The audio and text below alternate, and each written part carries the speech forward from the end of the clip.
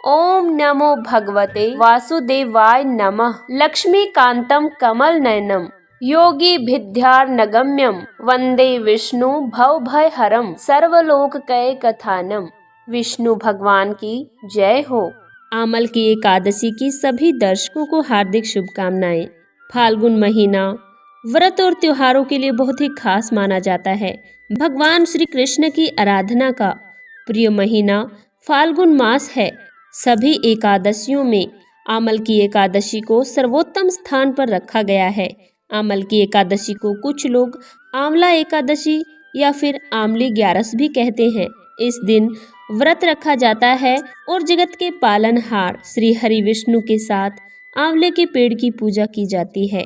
कहा जाता है कि आंवले के पेड़ भगवान विष्णु को बहुत ही प्रिय है। इस दौरान आमल की एकादशी की व्रत कथा भी पढ़ने का विधान है। इससे भगवान विष्णु शीघ्र ही प्रसन्न हो जाते हैं।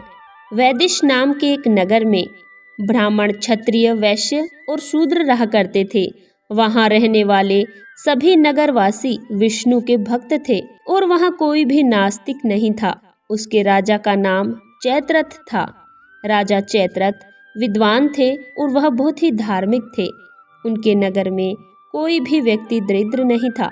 नगर में रहने वाला हर शख्स एकादशी का व्रत किया करता था। एक बार फाल्गुन महीने की आमल की एकादशी आई। सभी नगरवासी और राजा ने यह व्रत किया और मंदिर जाकर आंवले की पूजा की। वहीं पर रात्रि जागरण किया। तभी रात के समय वहां एक बहेलिया आया जो घोर पापी था, लेकिन उसे भूख और प्यास लगी थी। इसलिए मंदिर के एक कोने में बैठकर भगवान विष्णु और एकादशी महात्म्य की कथा सुनने लगा। इस तरह पूरी रात बीत गई। नगरवासियों के साथ बहेलिया भी पूरी रात जागता रहा। सुबह होने पर सभी नगरवासी अपने अपने घर चले गए। बहेलिया भी घर जाकर भोजन किया, लेकिन कुछ समय के बाद बहेलिया की मौत हो गई। हालांकि उसने आमल की एकादशी व्रत कथा सुनी थी और जागरण भी किया था, इसलिए वह राजा विदुरथ के घर जन्म लिया। राजा ने उसका नाम वसुरथ रखा। बड़ा होकर वह नगर का राजा बना। एक दिन वह शिकार पर निकला, लेकिन बीच में ही मार्ग भूल गया। रास्ता भूल जाने के कारण वह एक पेड़ के नीचे सो गया।